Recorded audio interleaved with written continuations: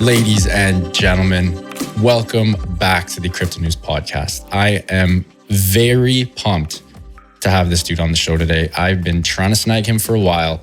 Finally got some time out of his busy schedule. Today we have the one and only Brycent, the king of Web3 gaming content creation, a partnered Twitch streamer, and the CEO of a new venture-funded startup, LootBolt. Brycent is a Web3 gaming OG and the biggest influencer in the space. Without further ado, I'm very pleased to welcome Brycent to the Crypto News Podcast. Welcome to the show, my friend. What's going on, Matt? Thanks for having me. I know it's been a while since we first chatted about me coming on, so I'm glad that we could get it all squared away. I'm excited to chat more and talk about the space. A lot has happened since the first time we talked about getting things rolling, so thanks for having me. Craziness. Pumped to have you on, bro. I'd like to start with your story. I've been following you really since I sort of got into Web3 gaming, which was about, I want to say year and a half ago. You weren't that big when I first started following you, and you've had this absolute crazy rise. And a lot of it has been based off stuff that you preach, creating content, legit content, not chilling stuff, posting every day, cross posting. You know, you're not just big on Twitter, you're a Twitch streamer. You're on YouTube Shorts. You've done it all. But tell me about your story and how you have become one of the biggest Web3 gaming influencers in the space. Yeah, it's I feel like I've been in Web3 a year. It's like a year and a half, and it feels like a decade. I don't know, maybe Web3 and crypto just take a little bit more time off your life. But you know, when I found this space a year and a half ago, I didn't really know what Web3 gaming was. A really popular Web3 venture capitalist named Andrew Steinwald, who hosts like the Suffermion podcast. He was chatting with this guy named Karush AK, and they were talking about virtual land and this Pokemon game. And at the time, like the only real Web3 game that was out was Axie Infinity. And this is like pre-hack days, all the potentially scammy stuff. And I was just a big Pokemon fan. Like growing up as a kid, I played a ton of Pokemon. So when someone said Pokemon that you can make money off of and like you can battle your friends and wager against your friends and all this cool stuff, it like made complete sense to me. And I dove in and realized, I didn't know anything about crypto. I didn't even know how to set up a wallet. I didn't know how to move funds in a decentralized way. So the first time I tried to jump into Web3 gaming, I just like said, you know, F it. And I like went away for a couple of days and was like, that itch was still there. So I went back online, I got the basics down, and then I went on Twitch to see like, okay, is anybody playing this outrageous looking game at the time? And no one was streaming it. And that's when I like had that moment. It was like it's 7 p.m. East Coast time. And I'm like, so no one's streaming this game that's supposed to be like the future of gaming based on what these guys were saying, or this future gaming category. So I was like, all right, we're just going to start streaming it. And if we like, you know, if it grows somewhere, then so be it. If not, we'll have fun along the way. I'm a software engineer by trade. So, you know, I wasn't like looking to make this my full-time gig until it was my full-time gig. But it happened so quickly. And from the early onset, you know, it was all about making content. I think I failed at YouTube a ton of times, but I wanted to just continue putting out content. And I didn't really have a vision for how quickly things would grow. But I realized that, you know, in Axie at the time, this thing called scholarshiping was really big. Of course, that model is completely dead. But, you know, at the time, it was like otherworldly. And I was like, we have all these people, all these Filipino people that at the time, they really had no, I would say like, they didn't understand like Western civilization in terms of like how to interact and how to grow and how to be someone that's productive in Web3, like beyond just playing a video game and farming it as if it was like this lord and serf kind of like mentality, which I felt was kind of weird. So I was like providing people like, you know, the scholarships, but in the same mold, like, you know, pretty much inspiring them to follow their passions and do shit that can get them real jobs in Web3. Like my entire video editing team is based out of the Philippines, and I pay them, you know, monthly to edit so much content that I'm putting out. And it's like, there's so many different people with interesting skills. And the idea was, all right, like I'm growing, let me help teach these people how to interact in this space. And some of them found a way in, others, you know, not so much, but it was like, not something that I ever expected in my wildest dreams. So when it happened, I was like, all right, you know, we're in this game. I loved it up until a point. I think it was December of last year when I called it quits and playing Axie full time. And I said, hey, you know, there were some things I didn't really agree with. And I decided to take a step away and focused solely on Web3 gaming. At the time, I was working alongside Vayner. They had like offered to sign me. So we kind of had a vision with where we wanted to take my brand in the entire space. And we can dive more into it. I know this is like kind of a long spiel, but it ended up being like going from, no followers on Twitch to like 50,000 in the span of like 6 or 7 months. And at one point, averaging like 5,000 concurrent viewers. It was the most absurd time I had ever experienced. So you started with Axie, and for the folks back home listening, Axie was the biggest Web3 game, bar none, last year. It was the game that gave hope to everyone else. Yeah. Now it's, again, I'm not going to say it's a scam, but it's just the play to earn, and we can get into this. I'm sure we'll get into this later on, but play to earn is really, folks, like, you can't be playing a game to earn money. This is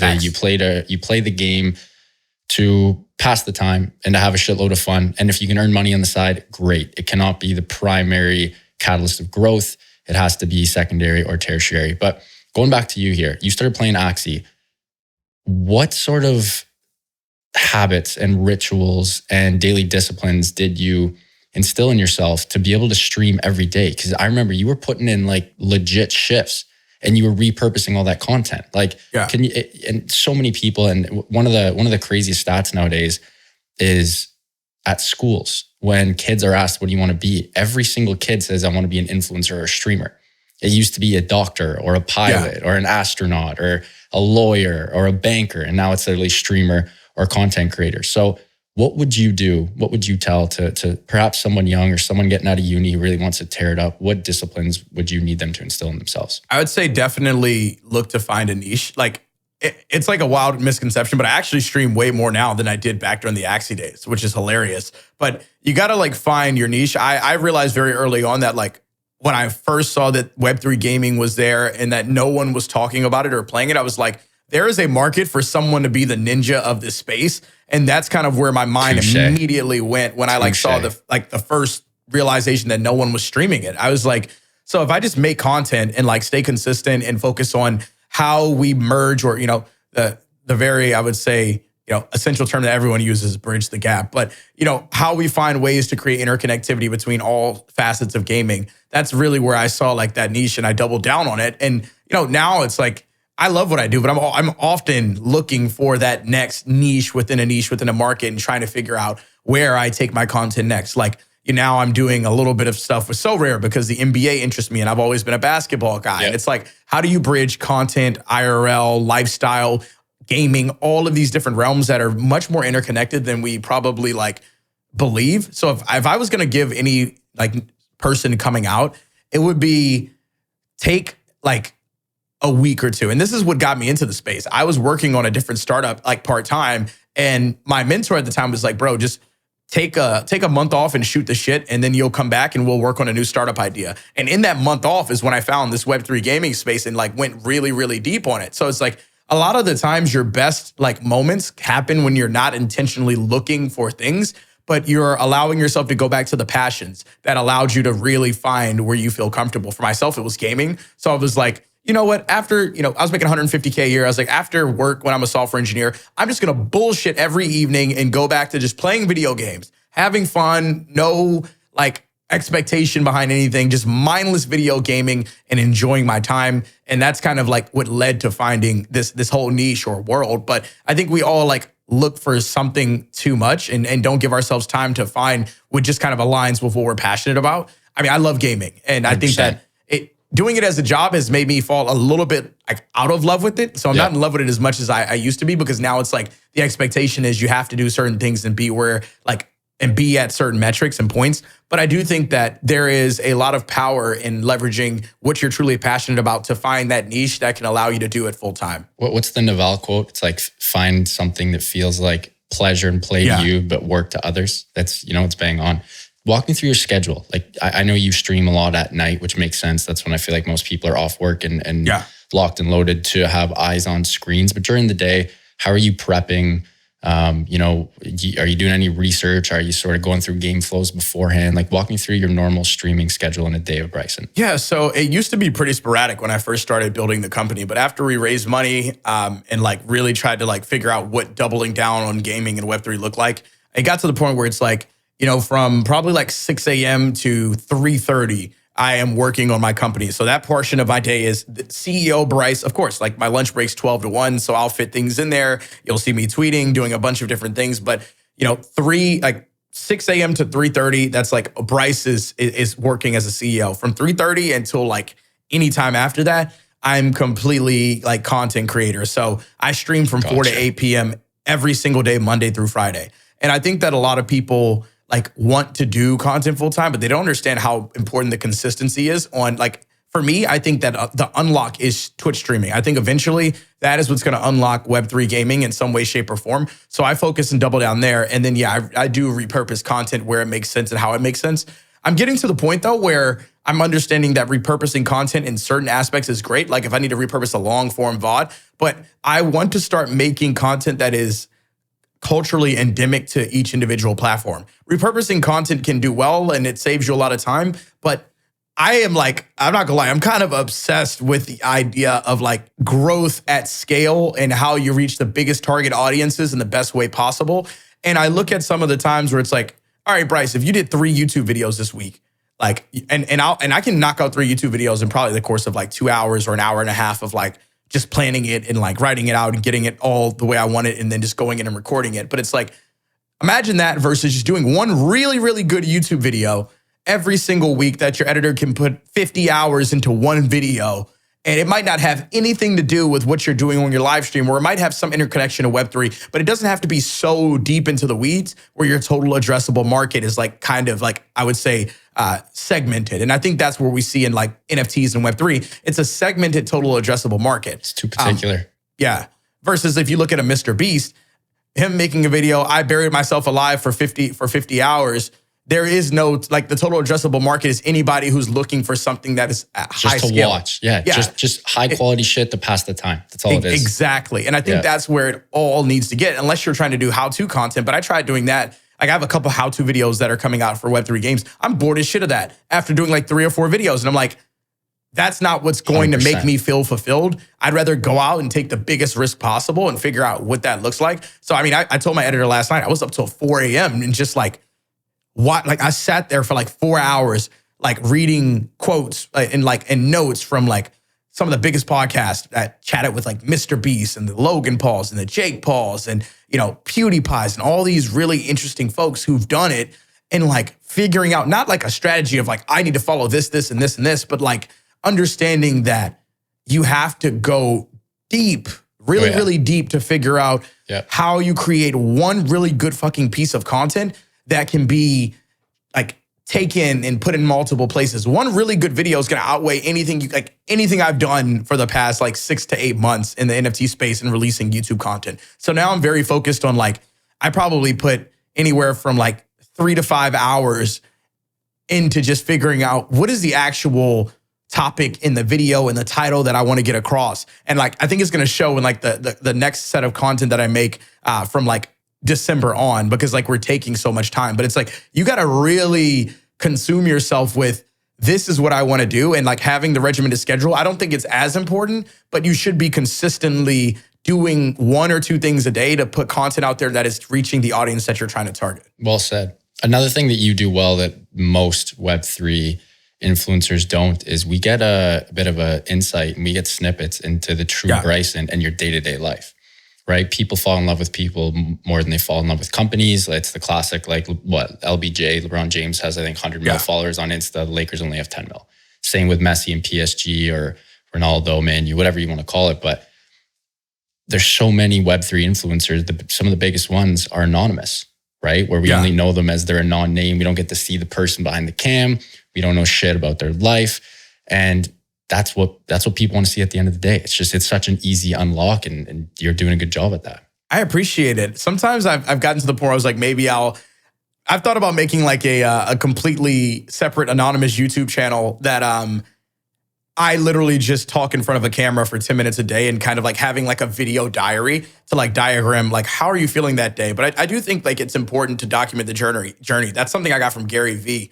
Was like, yeah, he talks about how you should record and document everything. I know I can't do all of that, but it's how much can you actually put out that like aligns with what you're doing and aligns with like you as a brand. It's less important to be the guy who's like well-known in one NFT community. But the idea is make the communities know you as a brand and be interested in like what you're doing, regardless of like the industry, because ultimately that makes you more attractive to everybody. Mr. Beast can be making a video about Willy Wonka's chocolate factory. Anything. And like SoFi financial company might say, hey, we want to pay you $1 million to sponsor 30 seconds of it. Then Mr. Beast finds a way to put SoFi in the video, and SoFi is getting more impactful, like, coverage than if SoFi said, hey, Mr. Beast, can you make a 5-minute video explaining on how to sign up for SoFi's financial services? So it's like, you have to just create it all around what you want it to be and all around your brand. And I'm learning more about that like daily and figuring out like what are the rewards and the incentivization mechanisms I want to provide to my audience to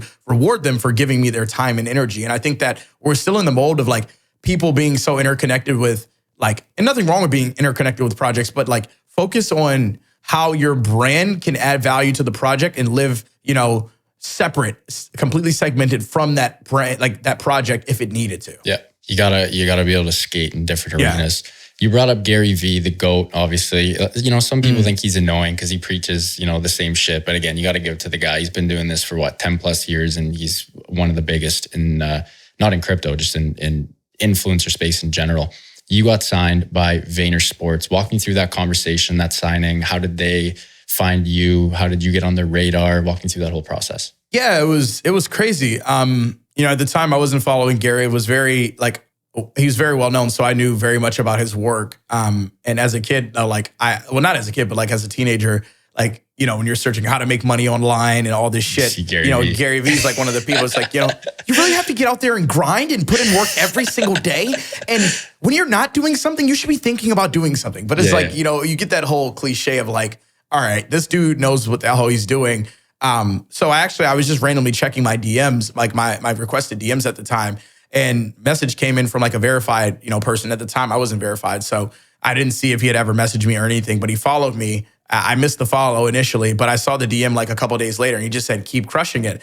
And I responded complete fanboy, because I was like, oh shit, this is Gary Vee. He's the first person to I think acknowledge me from a traditional standpoint. So I was like, yo, I really appreciate it. And then a week later, I think his vice president of gaming, Darren Glover, who manages Bugga, who's the Fortnite king. Yeah, also, he reached out, and me and him jammed out for 6 months, just talking Web3 and gaming and investing and entrepreneurship and all these cool topics. And then in December of last year, they finally said, hey, we're going to sign you. So I was actually signed. I signed with them in January, but we didn't actually make it known until I think it was March of last year is when we said, okay, Bryce is a part of the Vayner brand. Then I did a cool collaboration with Minecraft and Dave East and all that good stuff. But yeah, I was signed to them for some time. And the plan was always, we're not signing you to be the Axie guy. We're signing you to focus on Web3 gaming. So a lot of people probably think, Bryce left Axie because the game died. I left Axie in December. I was well out before the game died. When I left, people were like, oh my goodness, I can't believe Bryce is not going to be playing Axie anymore. But there were some things I didn't like, and I saw the writing on the wall, and the Vayner opportunity was there, and I really wanted to focus on expanding my brand in the category. And I think it worked out. We didn't take a brand deal for an entire year during my first year with Vayner, and now we have games and companies just you probably have bare people trying to bark up your tree. Yeah, and I'm super grateful for opportunities, because it's we don't take most of them. But the ones that I do take, it's I provide them with an insane amount of value. I'm never forcing or telling anyone they should buy something. It's it looks incredibly organic and endemic, because it's not a, oh, Bryce, make one YouTube video and then you never hear about it. Normally the deals we do are 3-month contracts, where it's I have a bucket of content that I'm making, and I'm figuring out how I want to create a story around this and getting folks involved. And that's what really excites me about what I get to do. It's creating a world where people learn about projects and learn about the good sides of it. No tokens, no weird shit, just this is gaming. I think this is cool because of X, Y, and Z. This is why I'm fine partnering with it, and I align it with my brand. And ultimately, we vet them very thoroughly at Vayner. We don't just jump in anything. Of course. No, that makes sense. Let's jump into, not play to earn, but Web3 gaming as a whole here. Yeah. Play to earn, dead. Yeah. I think we're in the same yacht with that, right? We both agree it's absolutely toast. 100%. I remember I made a video on it a while back, and people were they were like, oh my God, he's just saying that because he doesn't play this thing anymore. And it's well, we're 7 months later, and It's still dead. It's gonzo. So, and I don't think that like people still use the term because it's very much like a buzzword, but the actual application of what play to earn is not going to exist. It's gone. Now, what do you think needs to happen? Because last year when play to earn was probably the hottest topic in crypto last year. Yeah. Everyone said, myself included, I'm sure you said the same. We were all under the impression that play to earn would be the growth catalyst to onboard the masses. You know, it was like, oh, everyone loves gaming. Wait a couple of years until Web3 games are actually developed and they're out of the funding and development stage and they're beautiful, sexy, you know, fun, engaging games. And you have that opportunity to earn as well. We were like, oh, this will be the thing. Everyone's going to be joining crypto. Now, I couldn't be further on the other side of the fence. I personally, and I think, again, you and I are in the same yacht, I believe that NFTs and in-game assets need to be free or very cheap to onboard the masses. Fun needs to be the forefront and earning should be a secondary or tertiary aspect of the game. If you can do that on the side, great, but it's not the reason you play the game. Yeah. How long do you think it takes until the whole sort of Web3 gaming market catches on to this? I don't think it's going to be a long time. To be completely honest, I'm not 100% convinced that a Web3 game is even going to be what leads the catalyst into Web3 gaming as a technology. I think it's actually going to be some company coming in and creating a really cool and endemic way to bring in like big content creators to enter and participate in Web3 while merging and playing both Web2 and Web3 based games. So I do think that like games are starting to realize it because they don't really have a choice in terms of people are smarter now. Like people aren't going to just buy these lame ass tokens and wait around to see if they go up when they know that they're going to be the exit liquidity for some whale who's like preaching this like, you know, weird cultish like vibe of, oh, you just got to keep building together. It's like, yeah, dude, while you're, you know, yielding a couple $1,000s a day and you know, my $300 investment is gone or whatever the case may be. So I think that we're seeing better games rise to the forefront. And then like public sentiment is going to kill a lot of what the bad games were. Like you can change the game, you can make it look different, you can make the UI different. The reputation behind the game isn't going to change. People are going to remember that same sentiment. If you tell someone like, if you say anything about Web3 or NFT gaming, they immediately think, oh, you know, XYZ company got hacked for this X amount of $1 million. And it's like, that's not even like a third of what the entire Web3 gaming landscape looks like. It's just one time something happened, but it's like people remember that. Same way when people think of crypto now, they're just going to think of like FTX crash for the next like 3 to 5 years, you know? So I think that a lot of the catalyst for growth will be the technology finding interesting ways to impact content creators in Web2. And then also for the games that do create interesting experiences, leveraging content creators that are in Web3 and finding ways to pair them with the Web2 content creators to bring them in a very easy and seamless way. I think like it's too drastic of saying, oh, well, we're going to launch a game that has NFTs and then try to go get an XQC or someone to stream it. Why not try to create a monthly or weekly tournaments like funnel where people are playing together consistently and you're slowly and organically growing a player base instead of thinking, let me pay this guy $1 million and think it's going to immediatyou bring players to our game overnight. I mean, Web2 companies try to do that in gaming, and it doesn't work a lot of the time. You know, so at the end of the day, you're just giving you know more liquidity to that streamer. Good for him for making that money. He has the following, but ultimately, it's like it's not going to make your game sustainable. It has to be a consistent process of repetition, execution, learning based on the previous like week of execution, and making something better. And I think we'll get there. It's just a thing of like, it takes time to really see the fruits of that take place. And you brought up a great point in regards to onboarding. It's so difficult to onboard onto Web3. Like traditional gamers, they have Web2 games. It's such an easy onboarding aspect. You sign up with like Facebook, Google, or your email. Heck, if it's a mobile game, you literally just scan your face and boom, you're buzzing. There's nothing 100%. Else you need to do.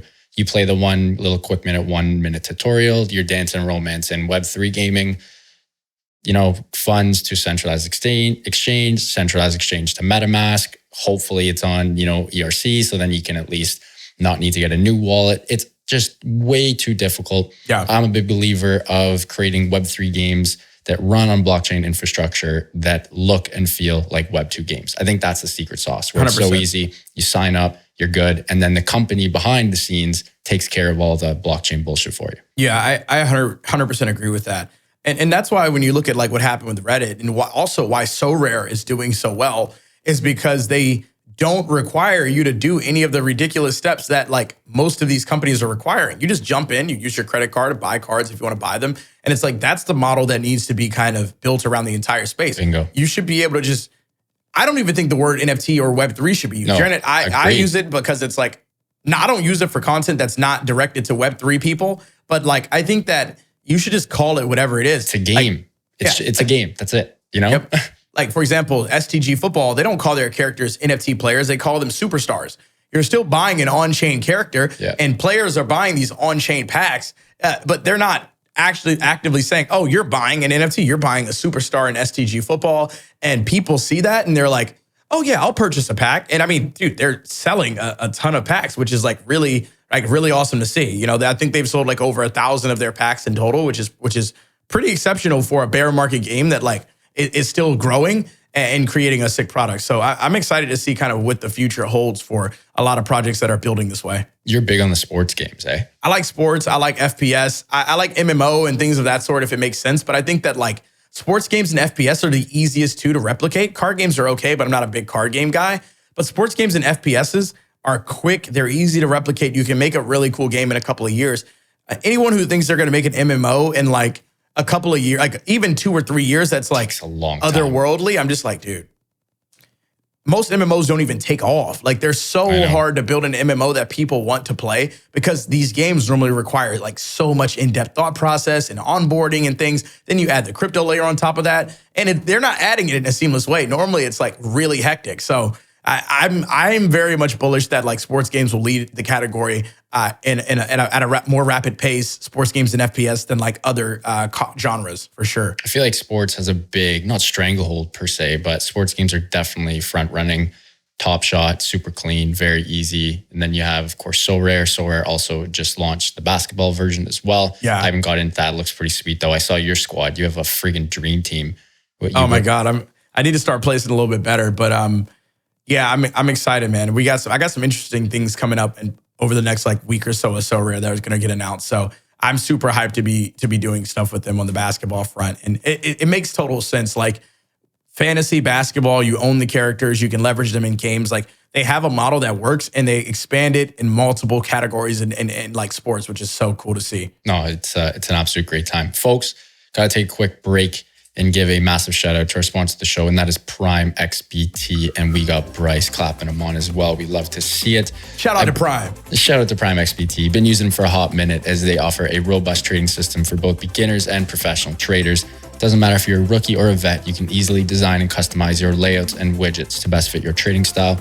Prime XBT is also hooking us up. If you're a listener of the pod, you can use the promo code CryptoNews50, that's CryptoNews50, all one word, to receive 50% of your deposit credited to your trading account. Again, that is CryptoNews50, CryptoNews50, all one word, to receive 50% of your deposit credited to your trading account. Now back to the show with Bryce.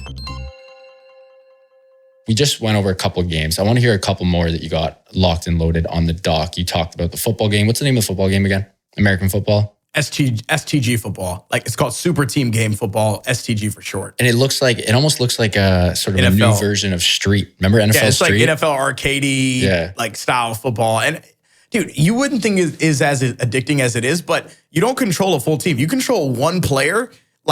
So when you open a pack, you get cards at different positions, and the cards have different rarities, and you control one player in the game, and it's 4v4. So if I'm one quarterback, I can have my homie at receiver, another guy at running back, and then another guy at tight end, and all of you have like, you know, your headsets on and you're chatting, the people that you chat with in games. So it's like, it's like cooperative. Job. Yeah, it's cooperative football. You got to do your job, and that's how you win games. So I think it's like a really cool spin on a collaborative way to make football more entertaining and fun.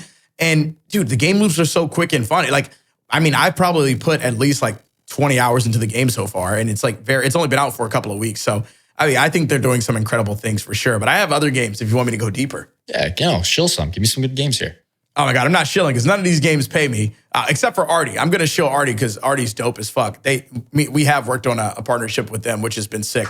But it's going to be like a beer pong game on your phone that runs high quality graphics, but you don't download it as an app. It plays in the browser as a high quality game that has interconnectivity with the NFTs that you own in the game. It's so sick.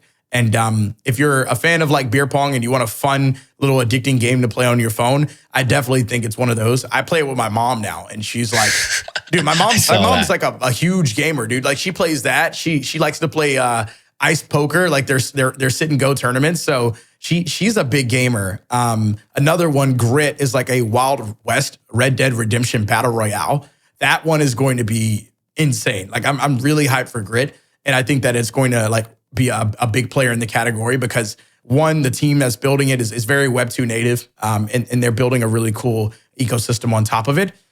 Planet Mojo, if you're familiar with like team fight tactics in League of Legends, it's like that, but with a faster game loop and a better competitive, I would think, like system. So it's like you put 8 people in the lobby, you play 3 qualifying rounds, the top 4 players qualify for the semifinals, and then the top 2 play in the finals and third place match, and then you like earn XP and different things in the game. But all these are Web3 native games that are going to launch and do really cool things.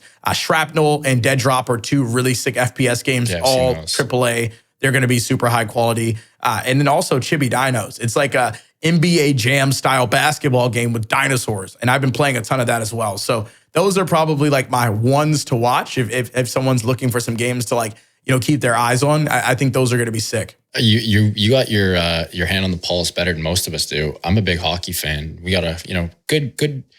I guess that Martian, was it Martian League? There's a hockey game called Martian League that's coming out or something, or Martian Space League. I haven't played it, but I think they're endorsed by like a hocky player or two, like an NHL guy. You got to send me those notes, or at least send me that tweet, because I was going to ask you if anyone's buzzing there. Funny story. I chatted with Bill Daly, who's like pretty much the vice commissioner of the National Hockey League. This was back in January of last year. Sick. And we, one of the companies I used to work for, we almost sort of won the tender to build their game, but they didn't do it just because they lost so much money with COVID and everything. So could have been fun. They could have made some money, but then again, it could have been a bit of a shit show now. Bryce, we got to talk about LootBolt. Yeah, let's do it. I've been seeing this everywhere. I've checked out the platform. It looks sweet. You guys sort of built a full suite platform to help content creation and influencers get to the next level. Yeah, it's interesting because we came across the use case when I was like looking for someone to like do work for my own brand. Like I need someone to edit a video or create a thumbnail. And what we realized very early on was that a big problem with Web3 was the best community builders, often you don't even see them. Like if you're not active on Twitter, in Twitter Spaces, tweeting all day, no one knows that you're an important, integral community builder, and no one has a sense of the work that you've done in Web3. Yeah. But another issue that we saw was that this is a very important role for how brands in Web3 grow, whether or not they're Web3 native or not. So what we realized was there is a market for creating a platform that can be built on top of Discord that helps projects scale organic audiences and cultivate their communities in a much stronger way. So we built out an automated payment system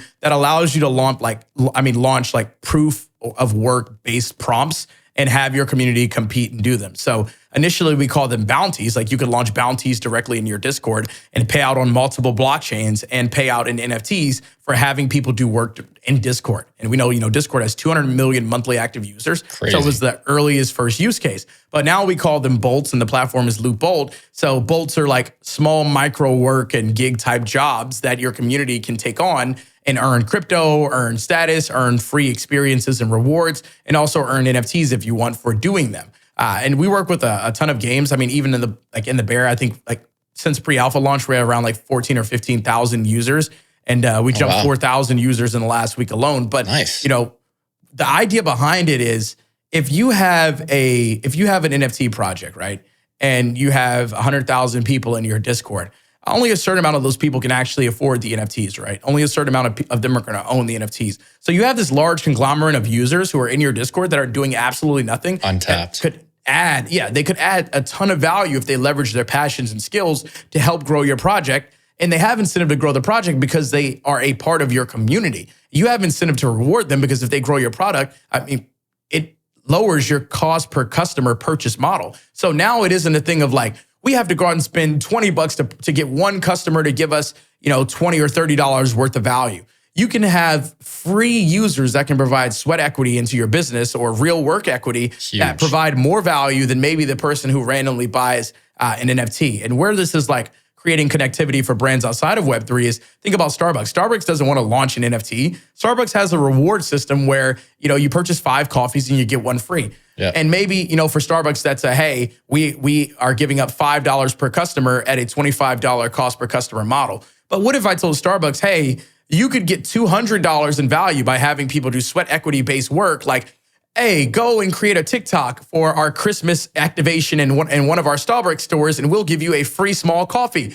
Starbucks give out small coffees all day, but one of those TikToks goes viral and gets 100,000 plays. How many more users are going Millions to go to Starbucks and buy a coffee?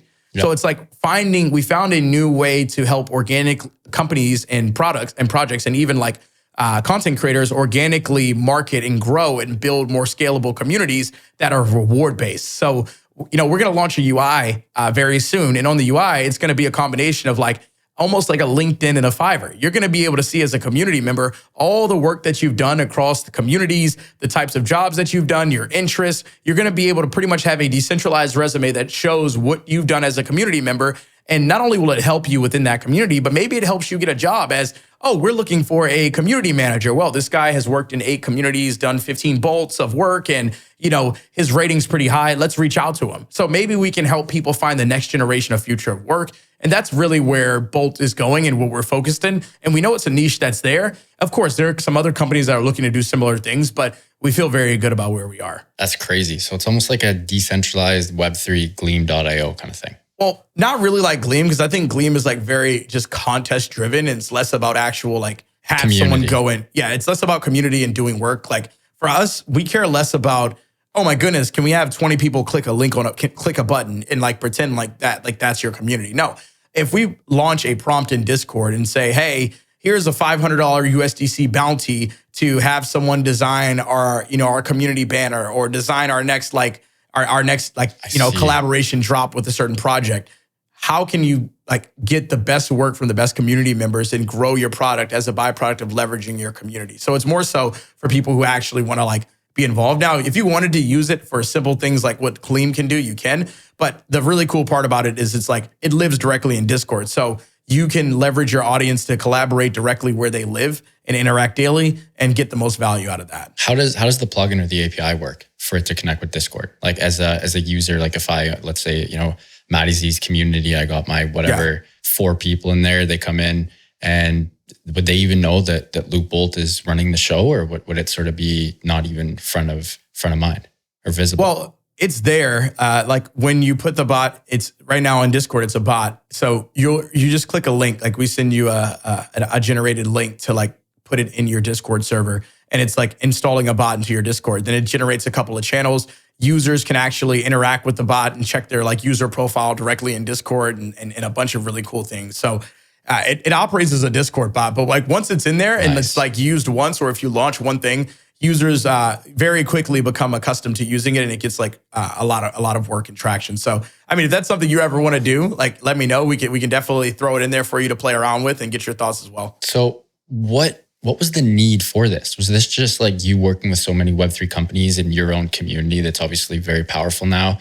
You were just damn, there's, I can tap into my community. It's being very untapped right now. And then next thing came about and LootBolt was created? Well, I mean, originally when we were raising money as an org, we were going to be a Web3 gaming guild. But, I've really early on noticed that play-to-earn models weren't sustainable, and it wasn't something to run a company off of. So we pivoted.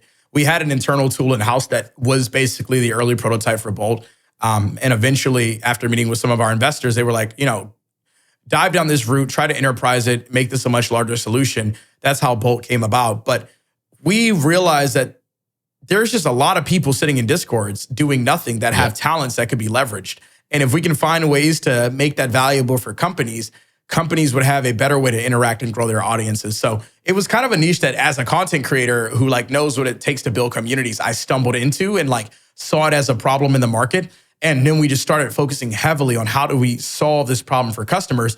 And then it resulted into partnerships with Decentral Games and Planet Mojo and Wildcard, all these really cool companies that have raised money to build incredible games. And even now, we recently announced a partnership with MasterCard, and we're building with them to expand it to a lot of their client base. So it's cool to kind of expand out and see how it's been able to add value to different organizations. But ultimately, I do think that there is a future of work in Web3, and what it'll look like will look a lot different than what we're used to in IRL jobs. But we think that we can be the platform that helps aggregate that and bring it to the forefront of what Web3 looks like in a use case that makes total sense. I wouldn't bet against you, dude. So I'm all for it. I love to see it.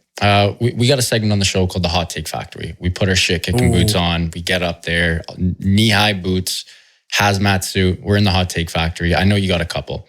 Give me a couple good hot takes. Doesn't have to be Web3 related. Can be sports, food, geography, politics. If you really want to get spicy, you name it. But give me a couple Bryce hot takes. Yeah, I'll try to come up with a Web3 related one at the end. I would say my first hot take is I think Elon Musk buying Twitter at $44 billion is going to look like a discount in 5 years. And when he makes it go public again, it'll go public at like 5 times the valuation. I think it'll be worth like $3 to $500 billion when he takes it public again. So that'd be like my social hot take. I would say my sports hot take. The New York Yankees signed Aaron Judge at a $1 billion contract. I think he's going to be the first $1 billion MLB player ever. And I think that they're going to like try to make the numbers so crazy to where no one can match it. And then probably my Web3 hot take is JPEGs are incredibly overrated. And the whole idea that IP and interoperability within like games that have no strong enough standing IP to like attract large audiences on its own is important. I don't think like interoperability is important until you reach an audience of like 1 million people who really are like diehard fans of what you're creating. So I'm not an interoperability guy, but I also think that a lot of these Web3 based JPEG projects or NFTs are going to find ways to create tech solutions or products that go beyond the solutions that we've seen currently. So I think we're going to see a resurgence before we see like more pain. I think after this pain run is done, we'll start to like see things like move up in a more rapid way. A little jump. Yeah. No, yeah. Those are very good points. You're a big sports guy. Who's winning the Super Bowl this year and who's winning the NBA Finals? Oh, Super Bowl this year? Damn, that's a tough one. If I had to pick, I know like the Eagles train has been super high and I think they're a really, really good team, but I think it's the year for the Kansas City Chiefs to like turn it back up a notch and win a Super Bowl. So I'm going to take the Kansas City Chiefs over the... People are going to hate when I say this. I'm going to take the Kansas City Chiefs over the Dallas Cowboys. Spicy. Yeah. I don't know if the Cowboys can get it done, but I know it doesn't seem like it could happen, but for some reason, I really do believe that like they're going to turn it on. And I'm not a fan of either of those teams. I'm a Denver Broncos fan, but I do think that. And I would say for basketball, my hot take is the Memphis Grizzlies lose in 5 games to the Milwaukee Bucks in the NBA Finals. Memphis, wow. I got the Bucks winning too. I don't think Giannis can stop. They're tough, man. Once Middleton gets healthy, they're way too deep. Football, I'm a Dolphins guy. Our team's trash every year. We got the scariest. They're good this year, though. We got a scary offense. Tua's playing out of his mind. He's eating. I love to see a lefty. It's fun. It's nice to see it. Those teal unis running around. So, dude, they're nasty. They're so good.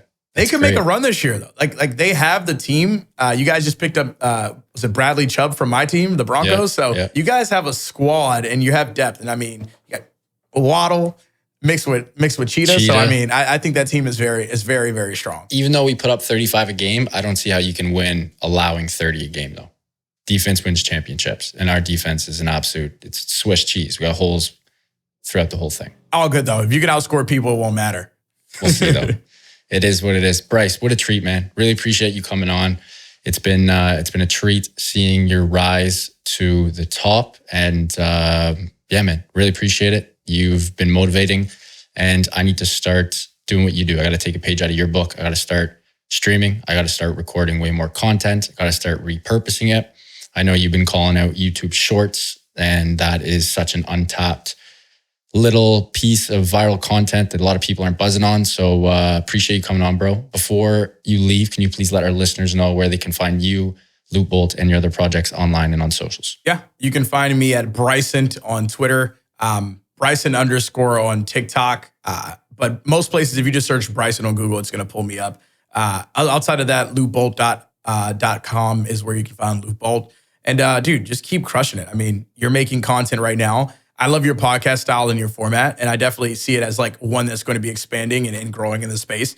And like, if I had any just this simple advice, it would be just keep trying to like, and maybe it doesn't seem like it doesn't sound good on paper, but upsell into bigger guests. So like, you have me on, like next week, what I would do, or like I would now go and like reach out to Darren Glover, who's the head of gaming at Vayner, and say, yo, Darren, you want to come on to talk about gaming? And then go get Darren Glover. And then, take that and have the message be, oh, I chatted with Brycent about this. Would love to have you on to get your perspective. Then after you chat with Darren Glover, see if Darren Glover can link you with AJV and say, and go to AJ and say, hey, AJ, I chatted with Darren Glover and Brycent about gaming. I know that you run VaynerSports and you are an avid venture capitalist and believer in Web3 and what you guys have been doing with the VaynerSports Pass. I would love to have you on my podcast for 45 minutes. And then like say that, we both recommended you to chat with him. Like upsell yourself into 100%. bigger guests to grow the podcast, because it's like, you have a great format. You talk to people very well, and it's like, it's fun and conversational. It doesn't feel like a drag or boring, but like, that's how you really get to that next guest. And I think that like is how you do it in any realm. Yeah, if you want to go deep on the gaming ones, that's how you do it. I mean, you also, if you wanted to go complete other side, I could say, hey, Bryce, can you connect me with Hastro? Boom. Now you can find a way to get into like the doors with the optic folks and expand your branches out. I mean, there's so many ways that you can like take it to like get more engaging guests. And the more engaging guests is what really takes it all from one thing. And I think I'm like a decently sized person in the space, but it's like, no, you are. Go get someone that's like 5 times my size and like really ramp that shit up. I mean, look at the Mario Nawfall guy. I mean, I don't agree with everything that he does. And I know that there's some stuff around him being like kind of like scammer, con artist, whatever the hell. But this dude he upsold himself from guest to guest to guest to guest until he got to the point where he got a guest so big enough that Elon Musk was like, I'm going to come listen, because now all of a sudden he looks like he has such a high level of authenticity. Yep. And it's not that it can't happen. It's just most people are like, I can never get there. But what are the steps that can like, you can break it down to the most like easily deducible standpoint of, I can go from point A to point Z by doing thing 1, thing 2, thing 3. And it's not like you're not adding value. Like this podcast has added a ton of value to like my last 45 or 50 minutes. But I think like that would be sick to see. Appreciate that, man. Great advice. And we got to sign a virtual agreement that you'll be a reoccurring guest of a couple months. We'll have you on, shoot the shit, buzz. I mean, no win. I got you. Love it, man. Bryce, you're the man. Appreciate you, and can't wait till next time. Much love, brother. Folks, what an episode with Brycent, the big dog in the space, Web3 gaming influencer and CEO of LootBolt. We love to see it. He was dropping knowledge bombs left, right, and center. As always, I will include all the important stuff in the show notes. You can find him on all socials. Just type in Brycent, BRYCENT _. What an episode, folks. If you enjoyed this one, I hope you did. Please do subscribe. It would mean the world to my team and I. Speaking to the team, love you guys, and to the listeners, you're the GOATs. Keep on growing those bags and keep on staying healthy, wealthy, and happy. Bye for now, and we'll talk soon.